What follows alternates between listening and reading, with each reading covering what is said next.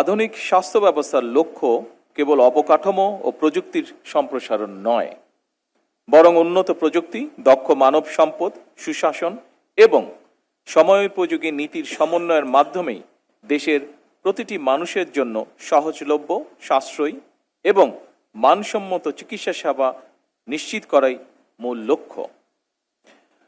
উপস্থিতবৃন্দ, আমি বিশ্বাস করতে চাই আজ 500 শয্যা বিশিষ্ট national institute of neuroscience and hospital ভবন 2-এর এই শুভ উদ্বোধনের মাধ্যমে আমরা সেই লক্ষ্য অর্জনের পথে একটি ধাপ এগিয়েছি। আজ এই হাসপাতালটির আরেকটি নতুন ভবন উদ্বোধন হল। 2006 সালের 23 অক্টোবর এই হাসপাতালের ভিত্তিপ্রস্তর স্থাপন করেছিলেন সাবেক প্রধানমন্ত্রী মরহুমা বেগম খালেদা জিয়া। সময়ের প্রয়োজনে আরও আধুনিক সুযোগ সুবিধা নিয়ে আজ এই হাসপাতালের আকার আয়তনে আরও বড় রূপ ধারণ করল। আমি প্রথমে এই হাসপাতালের সঙ্গে সংশ্লিষ্ট স্বাস্থ্য কর্মকর্তা, চিকিৎসক, নার্স, হেলথ টেকনিশিয়ান সহ সকল হাসপাতালের সঙ্গে সংশ্লিষ্ট প্রতিটি মানুষকে আন্তরিকভাবে ধন্যবাদ জানাতে চাই। উপস্থিত সুধীবৃন্দ, ইপিলেপসি বা খিঁচুনি, পার্কিনসন ডিজিজ, ডিমেনশিয়া কিংবা মেরুদণ্ডের জটিল রোগ বর্তমানে বিশ্বজুড়ে এক বিশাল চ্যালেঞ্জ হিসেবে আবির্ভূত হয়েছে। আমাদের দেশে এ ধরনের আধুনিক এবং বিশেষিত চিকিৎসার চাহিদা প্রতিনিয়ত বেড়েই চলেছে। আজকের এই 500 শয্যা বিশিষ্ট আধুনিক ভবন উদ্বোধনের মাধ্যমে এই ধরনের রোগের চিকিৎসা সক্ষমতা বহুগুণে বৃদ্ধি পাবে ইনশাআল্লাহ।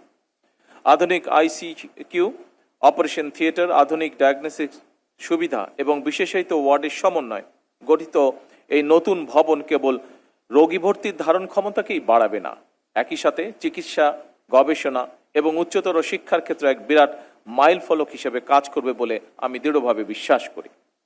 দেশের সাধারণ মানুষ যেন স্বল্প খরচে বিশ্বমানের নিউরো চিকিৎসা পেতে পারেন, সেই লক্ষ্য নিয়েই এই বর্ধিত ভবন নিউরোসায়েন্স 2 নির্মাণ করা হয়েছে।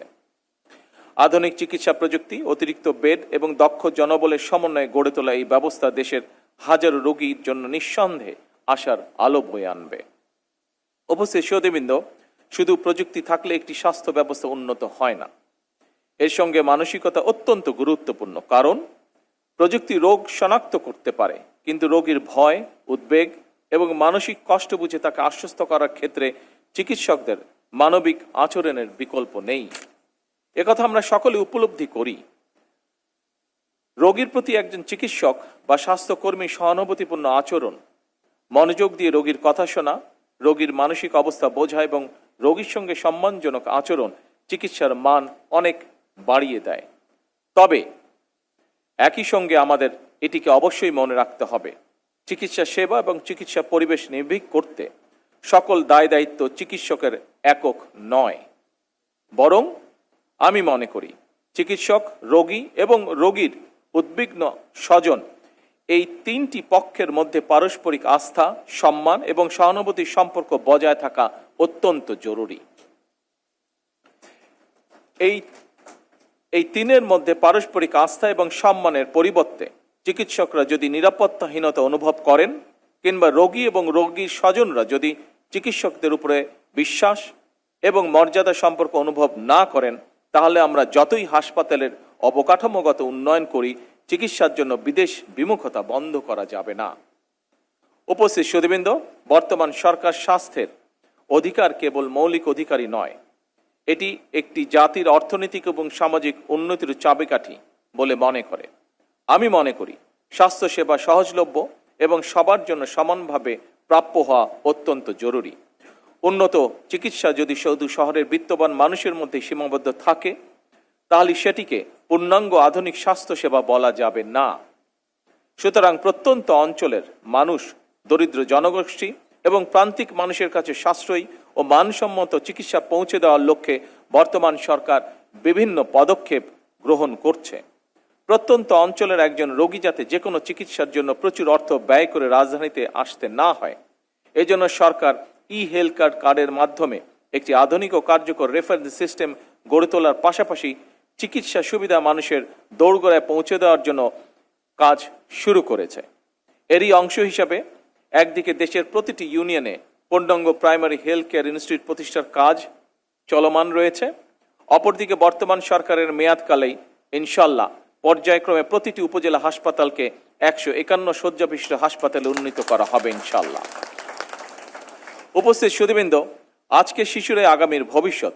সুস্থ আগামী বিনির্মাণের লক্ষ্যে শিশুদের শিক্ষা ও স্বাস্থ্যের প্রতি বিশেষ নজর দেওয়া আমাদের সকলের দায়িত্ব এবং কর্তব্য বলে আমি দৃঢ়ভাবে বিশ্বাস করি।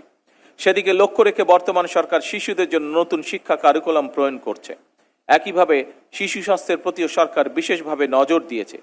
এরই অংশ হিসাবে খুলনা, বরিশাল, রংপুর ও রাজশাহী বিভাগ এবং কুমিল্লা জেলায় একটি করে 200 শয্যা বিশিষ্ট বিশেষায়িত শিশু হাসপাতাল চালু করার কাজ শুরু করেছে। সরকার ইনশাল্লাহ আগামী অক্টোবর মাসে এই একযোগে এই 5টি বিশেষায়িত শিশু হাসপাতাল চালু করতে সক্ষম হবে ইনশাল্লাহ। উপস্থিত সুধীবৃন্দ, জাতীয় বাজেটে স্বাস্থ্য খাতে এ যাবৎকালে সর্বোচ্চ বেশি বরাদ্দ দিয়ে বর্তমান সরকার প্রমাণ করেছে সরকার সুস্বাস্থ্যের বাংলাদেশ গড়তে চায়।